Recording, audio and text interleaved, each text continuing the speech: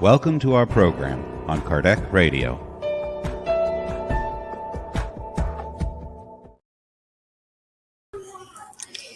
Welcome, friends, to 12 years at Kardec Radio. We made it to 12 years. I remember the first day, and we'll talk about it later. Today, you're going to be watching a series of some of the most popular programs we've had, and this is actually the most popular. Dr. Eben Alexander III in 2017 came to Kardec Radio and delighted us with an interview that is just to be replayed. So I'm going to share with you exactly the interview. Oops. And we hope you love it.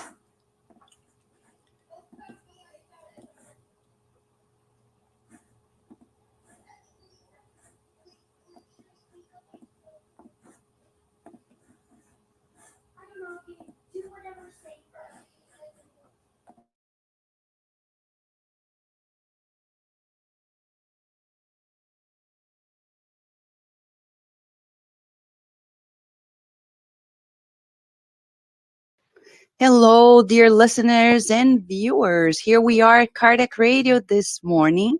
July 4th is coming up. It's the weekend of the celebration of freedom around the world, beginning with our beautiful nation, the United States of America. And we're inviting you to be here with us.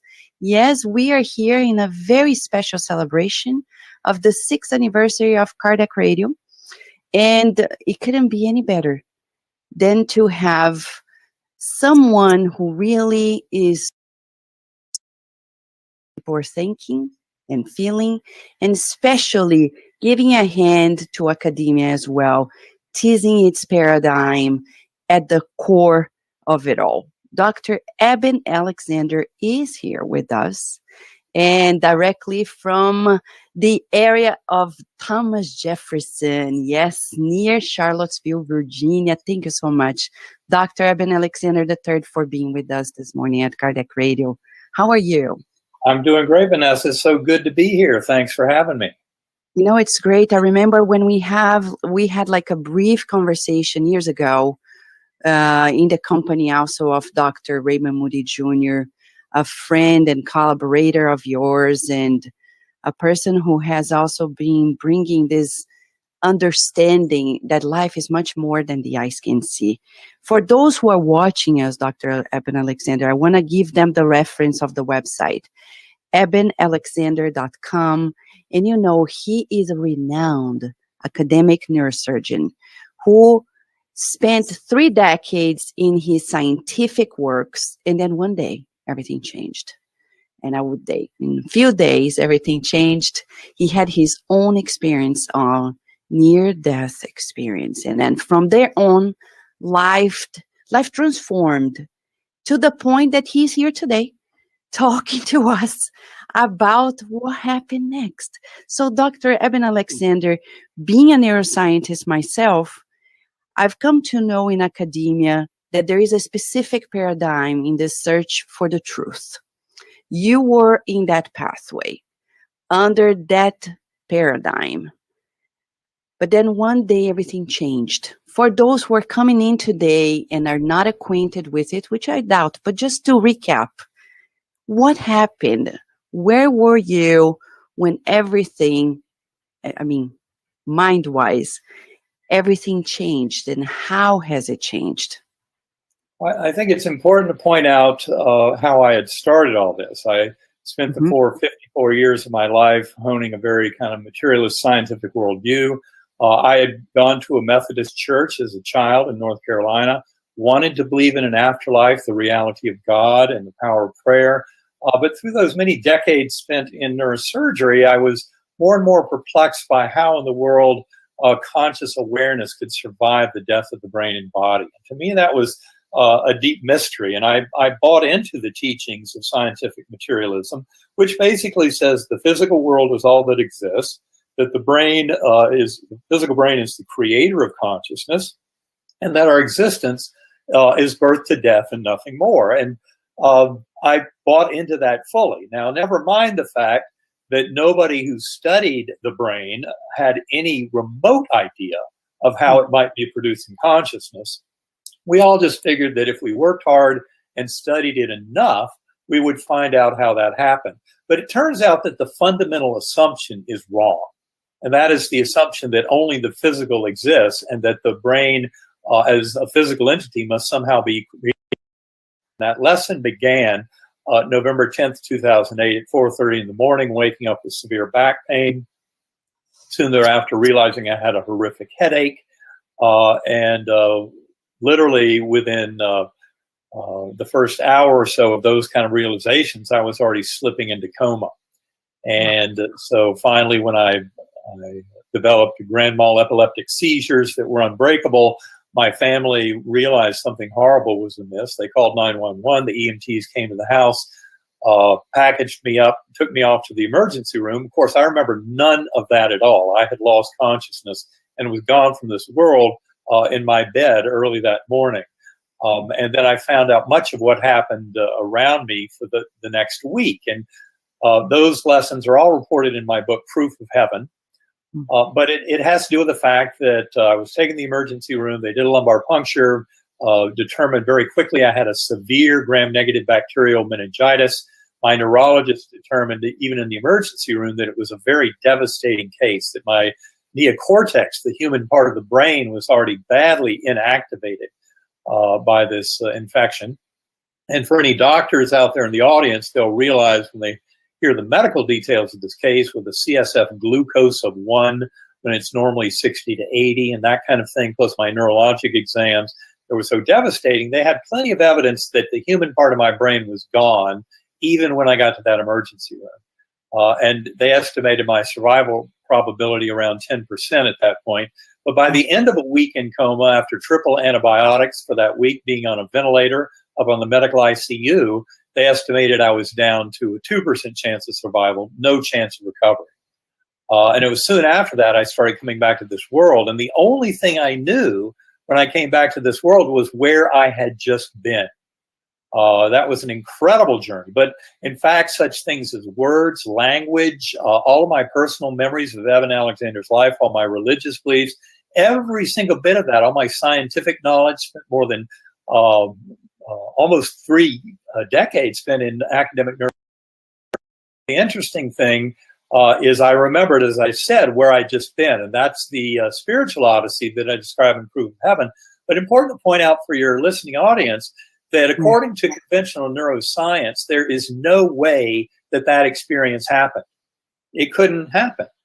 There's no way that such a brain produces a hallucination or dream or drug effect or anything that would give me the ultra-real spiritual experience that I encountered. And that was the challenge that faced me in the weeks of coming back to this world, especially as I started to learn by going back to follow-up visits with my doctors and also going through my medical records and scans, just how ill I had been. I came to realize, well, that patient whose medical record I was reviewing had absolutely zero way of having a robust, rich, hyper-real conscious experience, because the neocortex would have been necessary for any part of that detailed conscious awareness. And yet my doctors knew full well that mine was gone.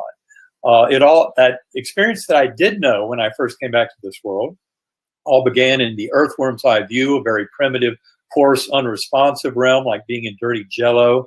But I was rescued from that by this slowly spinning kind of pure musical melody, a white light of great clarity that spun and opened up like a portal and let me emerge my awareness from the darkness of that murky underground earthworm eye view realm up into a rich, beautiful, ultra-real gateway valley of kind of ideals, everything perfect, creative, that no signs of any death or decay. There were thousands of beings down below that were dancing, lots of joy and merriment, and later on in my writings, I called them angelic. I called them souls between lives. And it was all being fueled because up above were these swooping orbs of golden light, leaving sparkling golden trails that in my early writings when I came back to this world, I labeled as angelic choirs, and it was the anthems and chants and hymns that they were emanating that thundered through me and showed the ultra reality of this realm and all of its beauty and the absolutely indescribable feeling of that love, of that creative source, of that deity, that God, going through all of it. And the beautiful message from the girl on the butterfly wing: you are deeply loved and cherished forever. You have nothing to fear. You will be taken care of, which of course are the central messages of the book. And yet that valley proved only a stepping stone to higher and higher levels. I remember seeing all of space and time collapsing down in this four-dimensional space-time realm of ours, plus all of that collapsing down too, and higher levels of a multidimensional universe, until I was outside of every bit of it, witnessing it as this incredibly complex oversphere, but in that realm, in that core realm, overflowing with the love of that divine, infinitely healing power of that God, that deity, that in fact, when I came back to this world, I called because to me, coming back to this world, the word God was a puny little human word with a lot of baggage that didn't remotely describe the power and majesty and awe and beautiful infinite love of that being in that core realm. And yet, of course, as time went on, I came to realize, of course, that deity is the same as God or Allah, Brahman, Vishnu, Jehovah, Yahweh. I don't care what words you use, the words get in the way.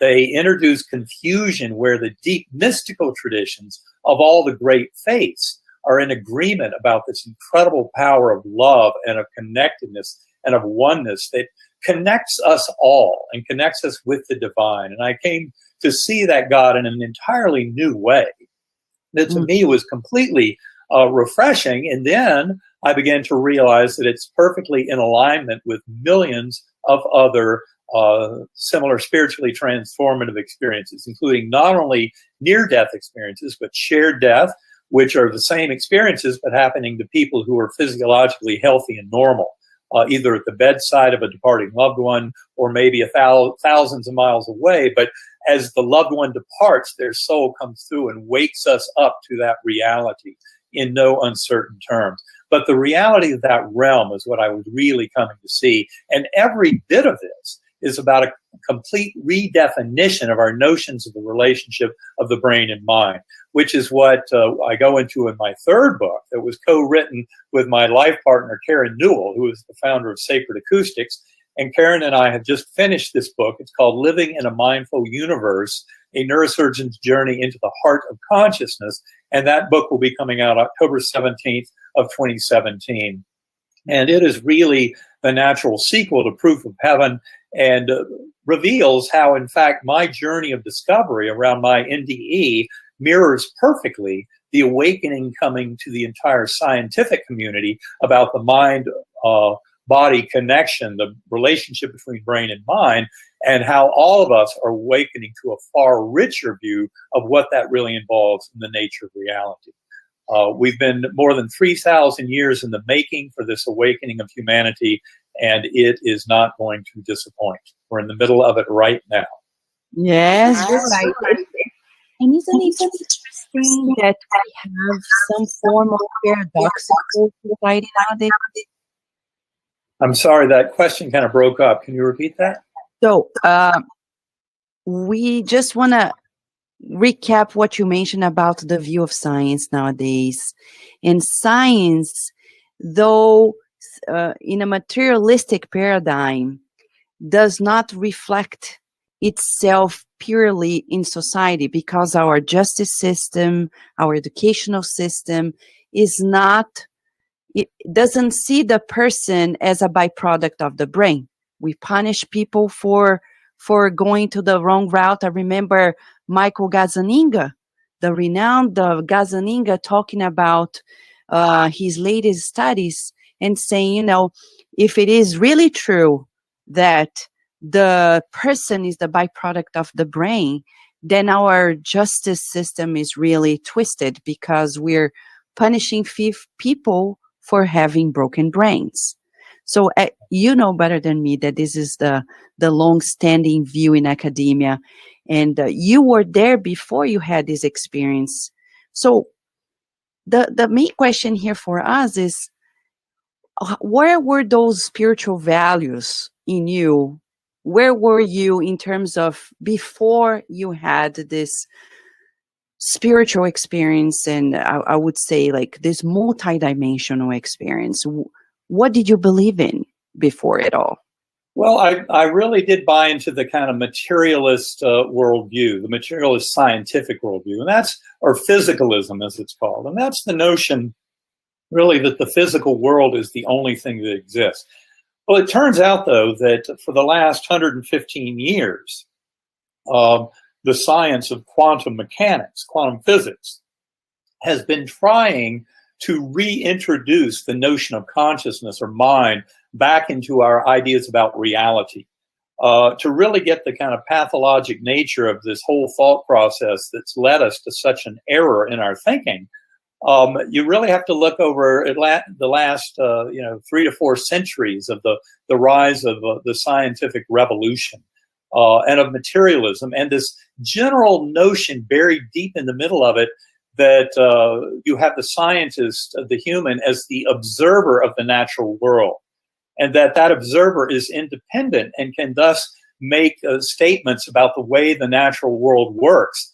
And in its craziest form, this goes all the way out to naturalism, which basically is the idea that there's no such thing as spirit or consciousness, that it's all just the material world, all those subatomic particles going through their dance, all dictated by the laws of physics and chemistry, that in fact would take that materialist mindset to a position of saying there's no free will in a human being at all, because that materialist science so proudly claims that the physical is all that exists.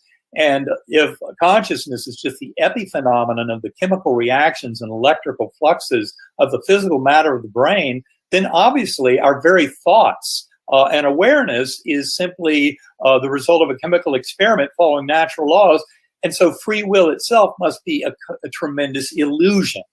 Now, that's kind of the heightened insanity of it. If you carry that materialist thinking to the nth degree, kind of along the lines of your discussion leading up to your question, that would mean that no one is responsible for their actions at all, because their brain isn't even broken.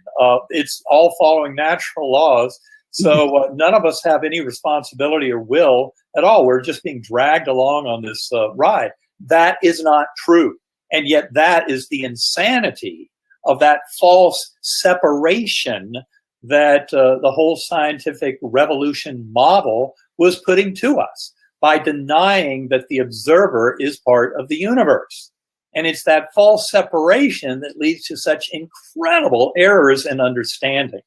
And this is something that Karen and I go into in great detail in our book coming out in October, Living in a Mindful Universe, is this thing we call the supreme illusion, that in fact none of us has ever experienced the world out there directly, which is kind of what the illusion puts to us. We think, well, there's all that stuff out there. I mean, look around me, look at the house around me with the plants and the walls and the lights, and then outside the trees and the clouds and the sky.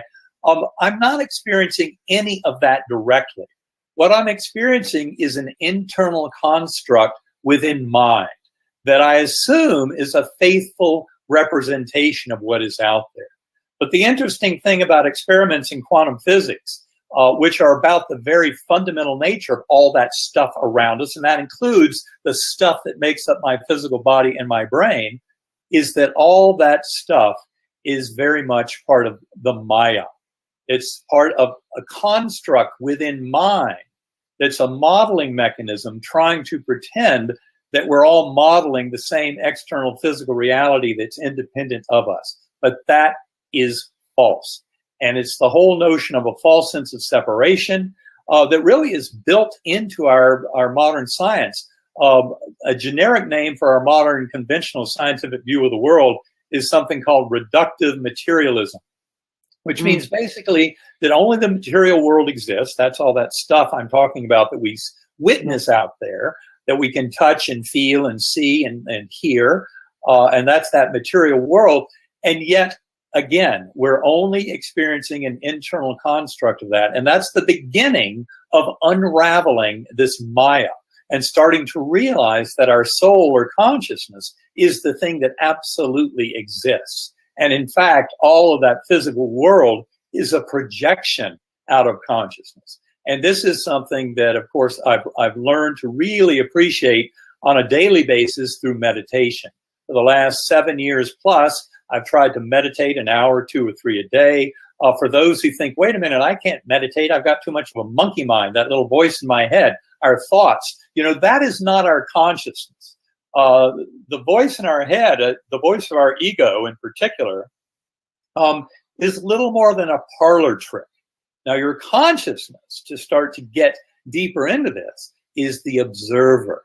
It's the awareness. And that's where meditation can be so powerful. Because in meditation, and my preferred tool for those who fight that little monkey mind like I did before, is Sacred Acoustics. And for those who are interested, all you have to do is visit sacredacoustics.com. Karen Newell, who runs that site, has some free downloads and some excellent instructional videos to help people learn very quickly and for free how to get involved in this kind of listening and using these sounds, listening through headphones. It has tremendous power because we're actually using the differential frequency of the sounds hitting the two ears to basically modulate a circuit in the lower brainstem to set your conscious awareness free. And I'm not going to sit here and talk about the mechanism anymore. You have to try it to understand just how powerful this is. I mean, loosely termed, it's called binaural beats, but I would say Sacred Acoustics has done an incredible job of refining these and making them far more powerful than anything else I've ever witnessed. And I use these routinely to return to those realms of my near-death experience and to develop very powerful ongoing relationships with the beings and entities and the incredible the core of all that is. And that is something that each and every one of us can come to develop and cultivate by going within. When you start realizing the physical brain is not the creator of consciousness, but in fact is only a reducing valve or filter that allows primordial, infinitely creative consciousness that is the source of this entire observable physical universe. Every bit of that contained within that consciousness. And we each have the ability to transcend the veil that I would say is pretty much provided by our neocortex, and traversing that veil enables us to far greater insight, wisdom, creativity, guidance in living our lives, connection with souls of departed loved ones, with other grand masters throughout all of human history. We have access to that universal mind by going within. And this is one of the greatest gifts of the coming scientific revolution in this deeper understanding of the relationship of brain and mind. And you talk a lot about it in the Map of Heaven for those who are watching and listening to us. And, we've touched a subject that I would like that we extend a little more, talking about the balance of the mind and achieving this wellness, the holistic sense of wellness. In the Spiritist movement around the world, especially in Brazil, you've heard about Kardec's works and the works that continue. And there are psychiatric hospitals in Brazil that are approaching mental illness from a different angle, considering the spirit attachments, etc. So through laying on of hands, with mediumistic meetings to do the spirit release therapy, what we call obsession, etc., etc. So do you see, based on the works you have been unfolding, do you see the possibility of such works actually being extended throughout our planet to the point that academia is going to surrender itself one day to the evidence that we're much more than physical body? Oh, I'm sure academic, there's no way out other than a consolidation of science and spirituality. Neither one can move forward independently of the other. We're spiritual beings living in a spiritual universe. And in fact, I would say every bit of this is about healing. Healing is becoming more whole, more complete. Each and every one of us is on this world, and although we might tend to look at the imperfections in our lives and say, why this imperfection? Why this this thing that appears to be wrong in my life, what I came back from my journey realizing is that all of the challenges in life, the hurdles and difficulties, and especially this includes illness and injury that we face, these are all beautiful gifts. They are stepping stones that allow the growth of our soul. It's by recovering the oneness that we share with this universe, the love that the creative source has for each and every one of us, that we come to realize that in a deep sense, as I mentioned in Proof of Heaven, all is well. At every moment, all is well. This is another way of saying one of those deep statements from the guardian angel on the butterfly wing, along with you have nothing to fear and you will be taken care of, was the statement, you can do no wrong. And that one is misinterpreted by more people. The reality is this is soul school. We are here to learn and teach these lessons, and the lessons come in the form of these apparent imperfections. And that also includes all the apparent agents of darkness and evil in our world.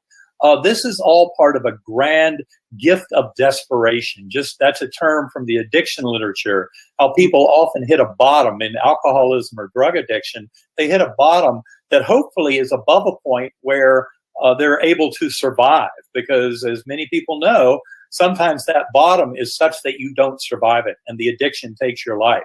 And that is always just another way of looking at this as soul school. But I'm talking now about rising above that, developing that observer self within, the one that in meditation can realize that your thoughts and certainly all those little petty concerns of the ego are part of this dance. But we gain so much by rising above and taking that bigger view and realizing that one of the greatest gifts we can do is recover that love for self. I came back from my journey realizing that the vast majority of the world's problems are because we don't even love ourselves enough. People think the tough part is loving your neighbor, loving your enemy. Well, guess what? Loving yourself first would solve the vast majority of the world's problems. And remembering our divine connectedness to all that is, that in fact, the best choice to make in our lives in dealing with our fellow beings is a choice of love, compassion, forgiveness, acceptance, and mercy. Realizing that ultimately, to get us out of this world of conflict that we see today, as much as we might talk about battling evil and stamping out our enemies and all of that, is realizing that at the end of the day, the thing that's going to make difference will be acts of kindness and compassion to others. And those ultimately will erase all of that bad darkness and evil. And we each have the choice in our own life decisions on a daily basis to choose that love and compassion and acts of kindness. And those ultimately will make the big difference in healing this world, because this unconditional love that I discuss is the healing force that it is, has infinite power to heal at all levels. And this is simply a way of acknowledging that this is really all about healing and opening our hearts to this far grander view of reality and how our consciousness can shape every bit of it. You know, we're almost speechless here because you really touched the core of it all. But, you know, seeing the world as it is nowadays, Dr. Alexander, it's a wonderful gift to have you in the world advocating for the truth of life in itself. But do you have, there are people who have asked us if you found in your new pathway resistance from former colleagues or other people, because we know academia can be quite, closed. How has it been in that regard? You really open a new pathway of discoveries and research and investigation, both individual and collective. So how has it been in that regard? Have you found much resistance or not? I've actually found just a tremendous amount of support from the fellow neurosurgeons, other doctors, scientists, physicists who fully get how the materialist paradigm is so fatally flawed. And it's really kind of amazing that our materialist paradigm in science has lasted the last 100 years. We've had all the evidence there that mind is fundamental in the universe, and yet materialist science is just absolutely adamant about not accepting this very fundamental evidence about the nature of reality. And in fact, this is something that Karen and I go into in great detail in that book, Living in a Mindful Universe, coming out in October, is the fact that this is the only resistance I ran into in kind of publications out there on the internet and other mainstream publications about my case were either supportive kinds, or occasionally there was, say, for example, someone who claimed to be in scientific circles or have scientific understanding, but had no idea what the medical details that I describe in Proof of Heaven mean.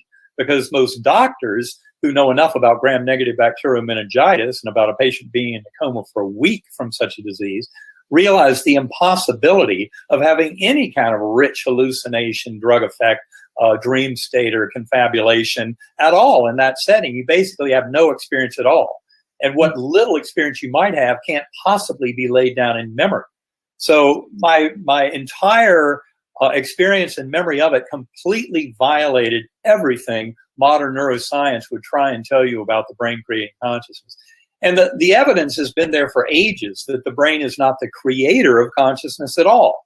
For those in clinical neuroscience, what I would point out are those episodes of terminal lucidity, where elderly demented patients who might not have said a meaningful phrase for weeks or months, as they approach death, can have great clarity of thought, insight, reflection, in discussing their lives with loved ones at the bedside, often when they may have no brain left to make such a conversation. And I have one example of terminal lucidity in my book, but those examples are out there in the hospice world and the medical world. There are books on terminal lucidity. It definitely is a very real event. Likewise, acquired savant syndrome, where some form of brain damage, whether it be head trauma, a stroke, autism, things like that, they can unmask superhuman mental capacities, like the ability to calculate pi to 3,000 digits in one's head, the ability to look at a phone book 1 page per second, and then after looking through 100 pages, somebody can ask you, what is John Smith's name? You just saw that in those last 100,000 names you looked at, and you can reel off the phone number. People have incredible abilities after brain damage, important to point out. And then another point that we make, and those who are interested can follow my blog posting back in April of 2016 on this, but how psychedelic drugs like psilocybin, LSD, ayahuasca with DMT, etc., experiments with both functional MRI and magnetoencephalography to assess such patients has found the shocking conclusion that the people with the most robust psychedelic drug experiences have the greatest shutting down of the physical activity of their brain. It's the exact opposite of what the materialist scientists would try and postulate about the relationship between brain activity and extraordinary mental experience. And yet this is what is shown in repeated laboratory settings.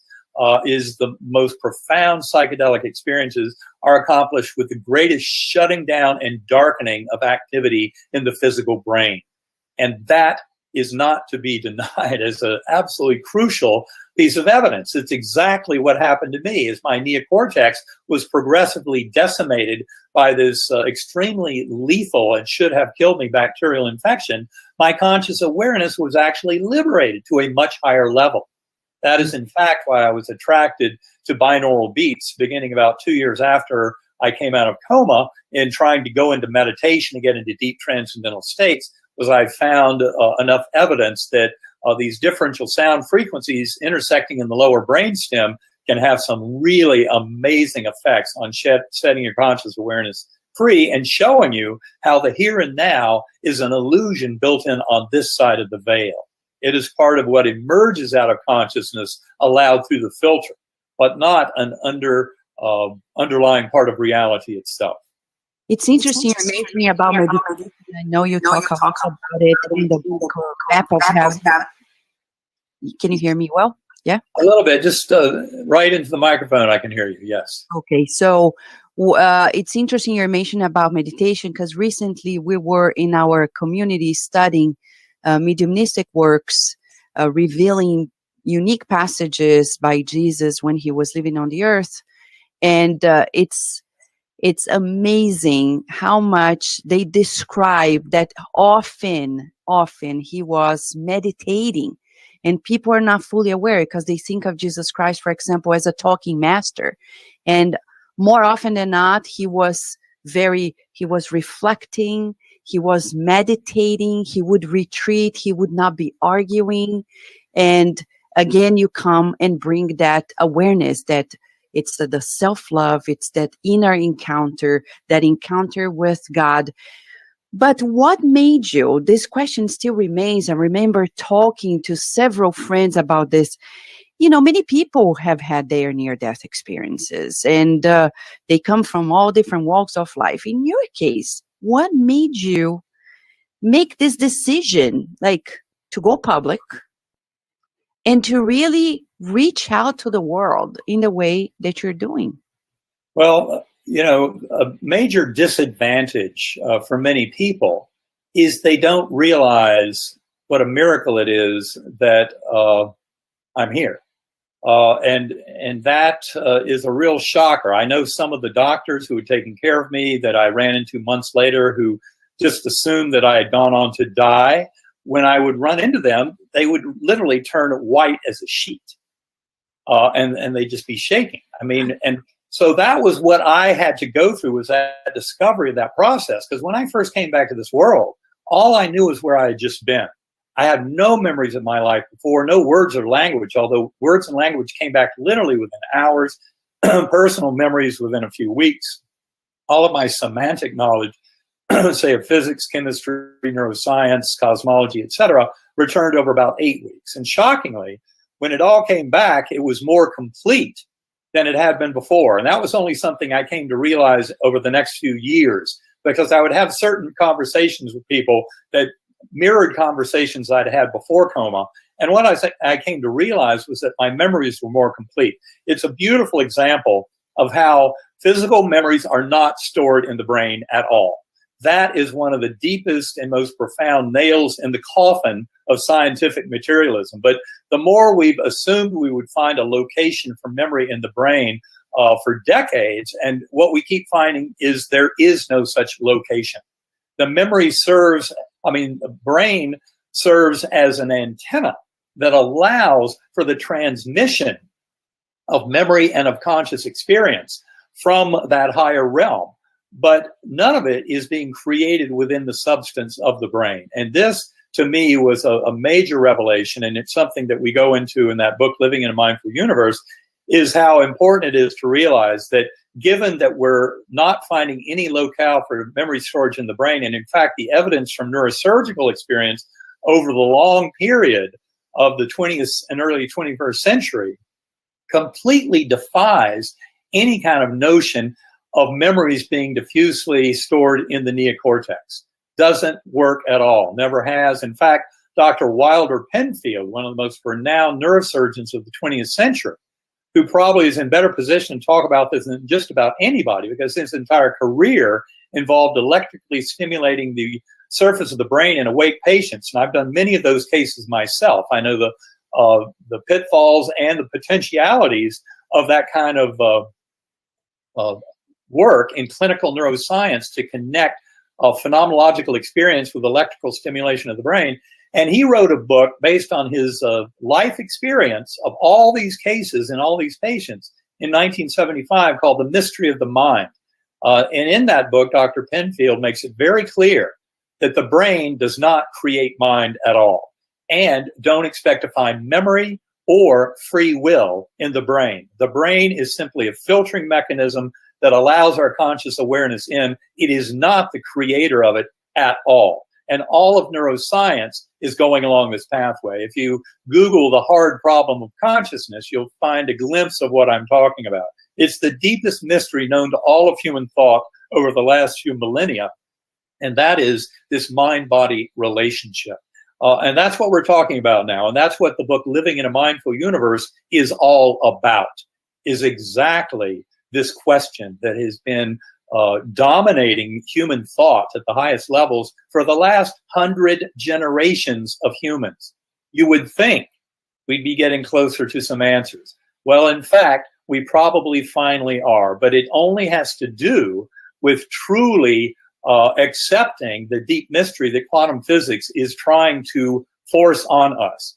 And you run into major problems with quantum physics, mainly when you try and frame it, just like consciousness in the mind-body question, try and frame it from a purely physicalist standpoint.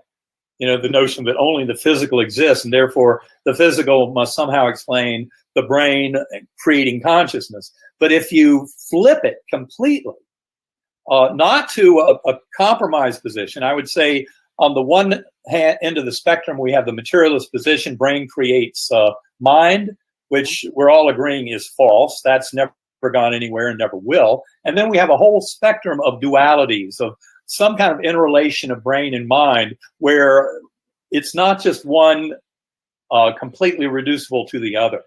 But then we finally get to the opposite pole, which is the one of metaphysical idealism or ontological idealism, which is a position that we push very strongly in living in a mindful universe. And that is the position that all of the universe is a creation within mind, that consciousness is the fundamental creator of all that is. And of course, this is where you start seeing the benefit of meditation and of going within. Because in fact, if my brain is not the creator of this conscious experience of mind, but it's only allowing in a far grander creative source of consciousness that's the basis of all of this universe, then I start to see where maybe this could get fairly interesting. And yes, indeed it does. And the first true gift of it is a gift of healing and a gift of oneness and a gift of love, and seeing that love is really the binding force. And the best way to express that love for self is actually to serve as a channel to bring that love from that core, the core of this universe, and share it, spread it out, because we are all one with this universe, one with all fellow beings. And so that particular manifestation of that oneness is a giant step towards achieving the harmony that is our birthright as sentient beings in this self-aware universe.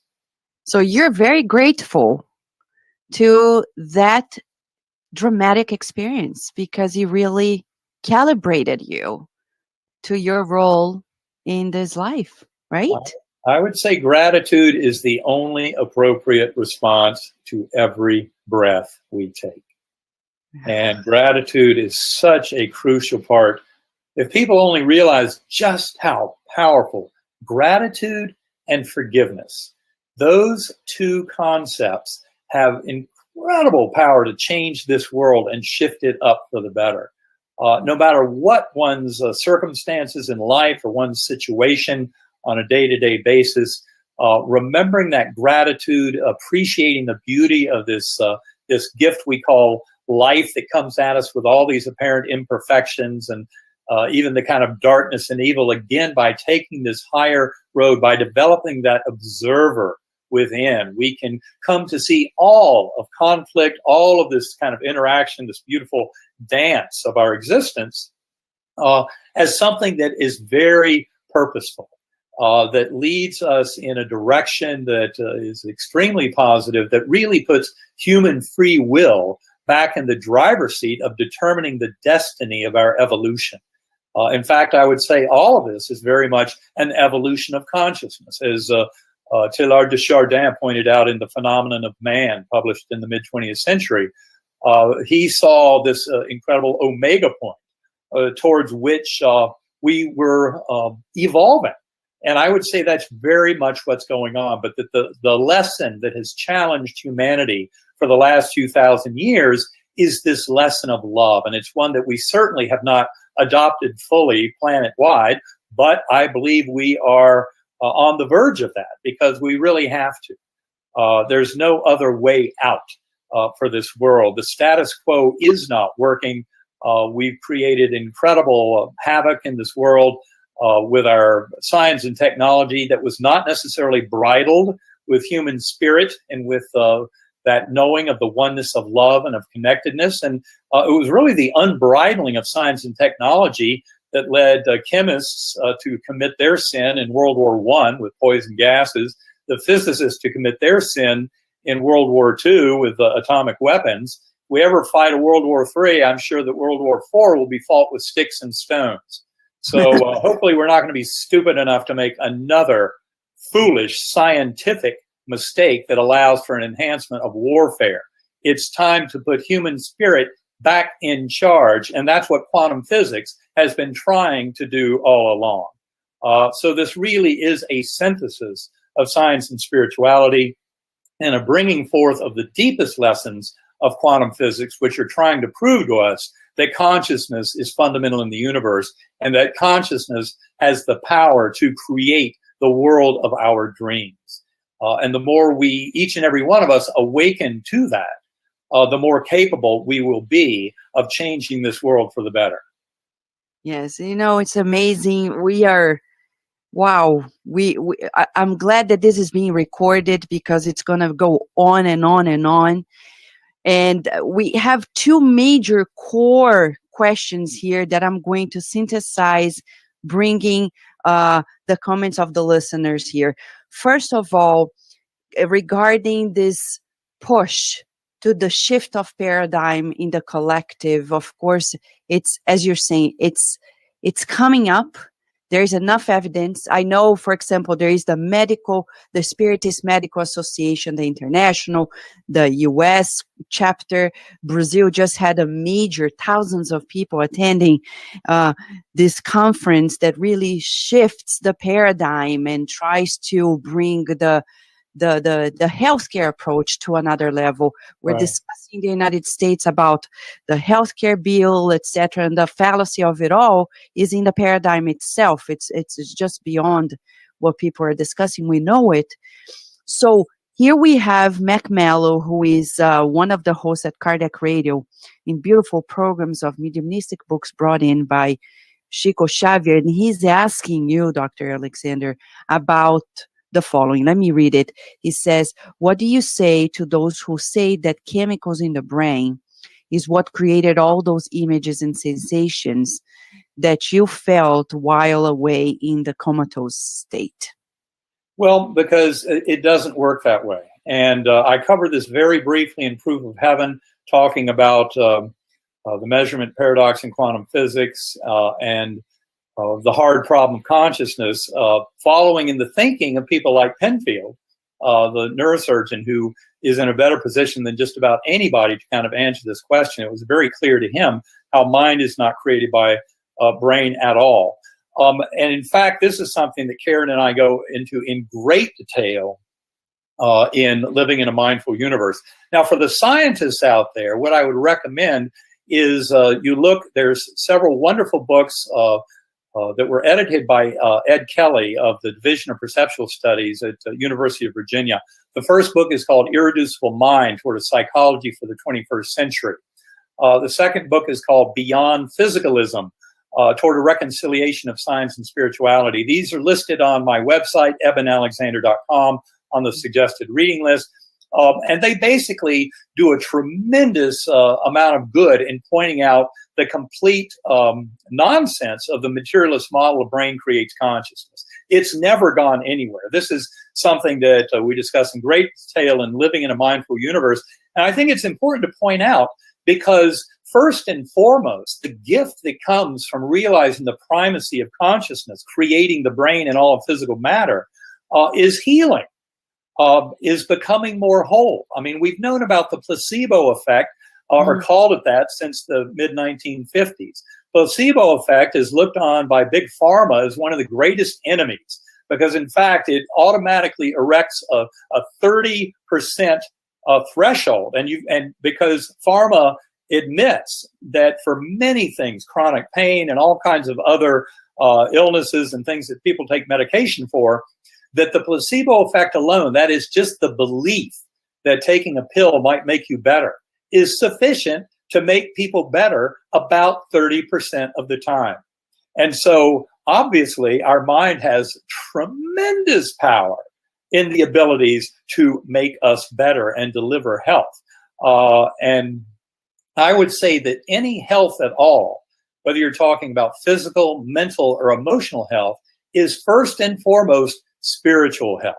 And by spiritual, what I mean is acknowledging our interconnectedness, that we are here for a purpose, that we are here connected with other beings, that in fact, when we come to really investigate it, we find that deep sense of connection is with that infinitely powerful and loving God, that deity. We are not separate from that God.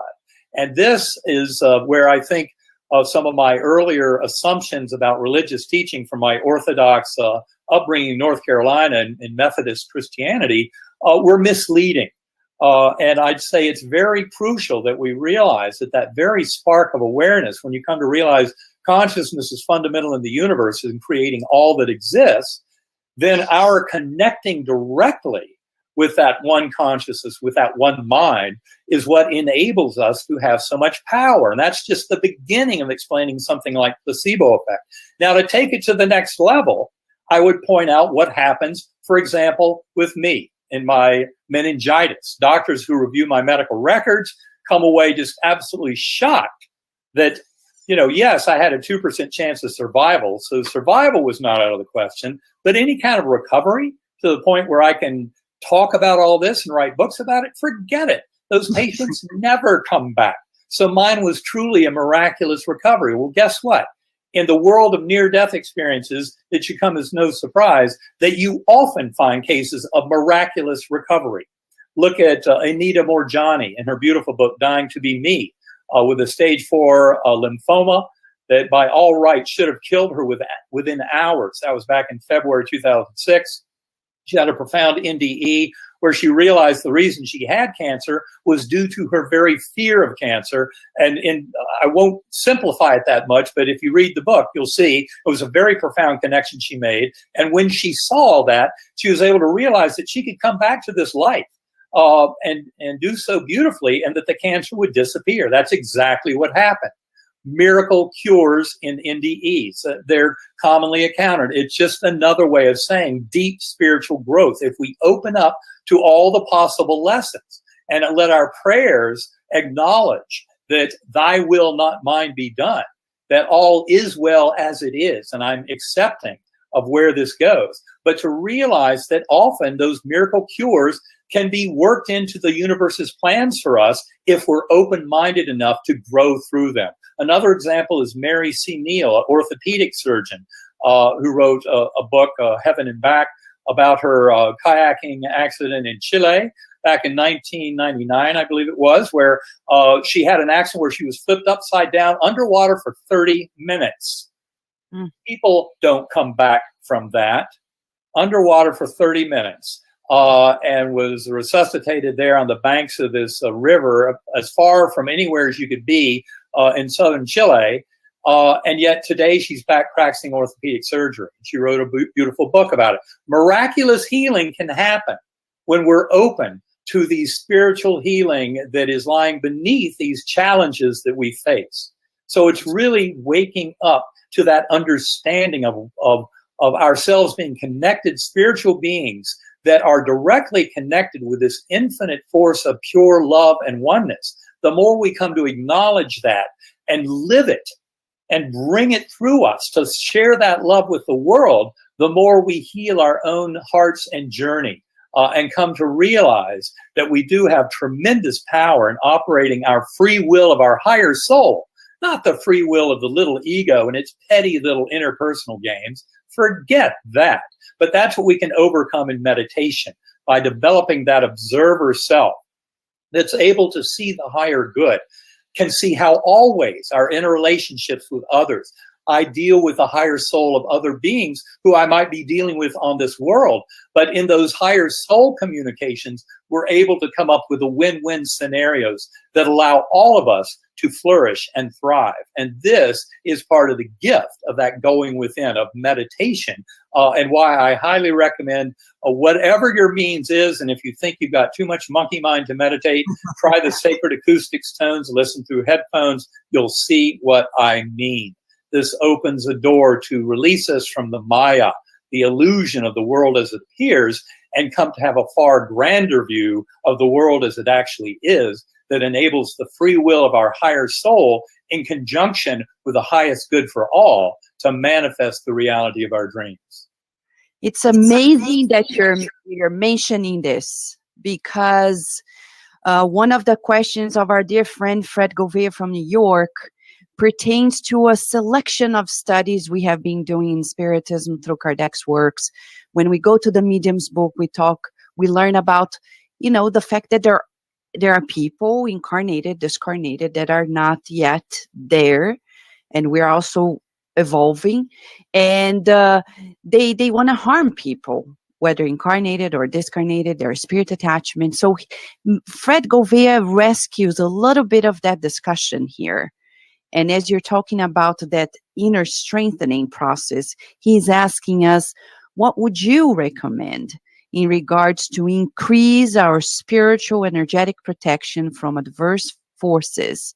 Is it through the practice of meditation? Inevitably, we're stumbling in the good and evil discussion here. Well, when I came back from my coma, I saw very clearly that this was not a battle between good and evil. What became very apparent to me is that unconditional love has infinite power to heal at all levels, whether we're talking about the individual human being, the individual animal, any being in this creation, the ethnic groups, national groups, all of humanity, all of life on Earth, all of sentience throughout the universe. I don't care what level you're talking about. Unconditional love heals and makes it apparent that those kind of situations where we perceive darkness and evil are just the absence of light and love. Each and every one of us can serve as a point of light to bring that love into this universe. And in such a way, that is how we can prove that unconditional love will overcome any apparent forces of darkness and evil. This gets back to what I said a few minutes ago about some of the conflicts in this world. As much as people talk about defeating the enemy and military strikes and all of this, at the end of the day, the only way we're ever going to come out of this kind of conflict is by sharing these acts of kindness and compassion between human beings and showing that love that is our natural state. This is taking care of the least, the last, and the lost in this world. All of us are part of that process. We're all in this together. When you start realizing the concept of the one mind, that we're all part of that one mind, you realize that when I hurt someone else, I am hurting myself in a very real fashion. And if I don't come to realize that in this lifetime, I will certainly come to realize it in the life review. The life review has been talked about, written about for thousands of years. It's not a new age concept. It occurs in somewhere between 30 and 50% of NDEs that are out there by the millions. And the life review is very clearly reliving the events of our lives. And the life review shows two very crucial things. One is that the boundaries of self are false, because in a life review, we experience the impact of our actions and thoughts on others from their point of view. So in the life review, we kind of go back to that one mind that's experiencing it on the receiving end. But we witness that as the giver end, as the subject of that life review. Now, the other piece of the life review is that what we experience there is so rich and robust and complete, more complete than is part of the Maya, that in fact it is built in on this side of the veil. That time flow is a deep mystery to modern physics. It looks more than anything like all we really have to work with is an eternal now. That eternal now that projects into both the past and the future. But this eternal now is what is evolving. But it's not evolving through that four-dimensional space-time, Earth-time that we think it is. It's actually evolving in what I call deep time, which is kind of a higher view of all of this. It's a view that we can attain in deep meditative states outside of the Maya of the here and now illusion. But it's getting that much bigger picture. That then allows us to make more sense of this and then to operate the free will of our higher soul in manifesting that higher good for all involved. You're talking about free will, and the day we celebrate freedom, 4th of July in the United States, is also very meaningful for the world and the impact of independence of the United States to the world, and how it really boosted the importance of achieving this freedom. So you're talking about inner freedom, and it makes us go back to, you're talking about free will. Emmanuel, through Chico Xavier, the most renowned spiritist medium of all times, wrote a book named Thought and Life. And there he says, our will is the driving force of the soul. As you're saying, our will can shift everything. So as we are approaching the celebration of freedom, and we know Earth is going through a very critical time, as you already mentioned here today, what would you like to mention in regards to this quest for this spiritual freedom that people are, that everybody is in, not only on the Earth, but in the universe? What would you like to say in that regard, Dr. Alexander? Well, one of the concepts that I've talked about often, and in fact had in one of the manuscripts for our books, although it didn't quite make the final cut, was the notion that we're really facing the 250-year or quarter millennium echo of the work of people like Thomas Jefferson and James Adams and James Madison. What they were fighting for back in the mid 1700s was a battle for the political freedom of the individual, to free them from the shackles of control by other humans that had evolved with various forms of government, and monarchies and what have you, over a long period of time. This was an effort by Jefferson and others to liberate the soul in kind of the political world of individuals dwelling in this four-dimensional space-time. And I thought it was interesting that a quarter of a millennium later, that a lot of the work going on in this area, we moved to Charlottesville a few years ago. It's an astonishing place. Virginia is right at the front of some of the revolution in modern thinking around consciousness. And again, this gets right back to the work, for example, of Ed Kelly and others at Division of Perceptual Studies, University of Virginia, where, for example, they have more than 2,500 cases of past life memories in children indicative of reincarnation. The Division of Perceptual Studies, a very innovative and exciting scientific group that's looking at the science of all this, but from the big side, not from the puny little materialist side that is looking through the big end of the telescope, expecting to see something. You're supposed to look through the eyepiece. And Ed Kelly and others, modern scientists, are really looking through the eyepiece finally. Much of science has been looking through the big end and not seeing anything. That's because they're doing it all completely backwards. The whole model's backwards. And so really this kind of work and this growth in consciousness studies that we see focused today in these groups here in Virginia and elsewhere around the world that are spearheading this awakening of humanity, in many ways is just an echo of what Thomas Jefferson and others were doing to try and liberate the individual in our material world. And what we're trying to do is further that liberation by freeing us from the shackles of materialist science that tries to pretend that we're all separate and that we are parts of a chaotic and meaningless wheel, machine that's turning without purpose, whereas in fact, I would say the entire universe exists to support this soul school, to support sentient beings being able to live these lives, knowing full well that when we're incarnate in physical form, we're dumbed down to our higher knowledge of our higher soul between lives. That this is all a process of learning and teaching, but that we don't have infinite knowledge between lives, because in fact, all of consciousness is evolving.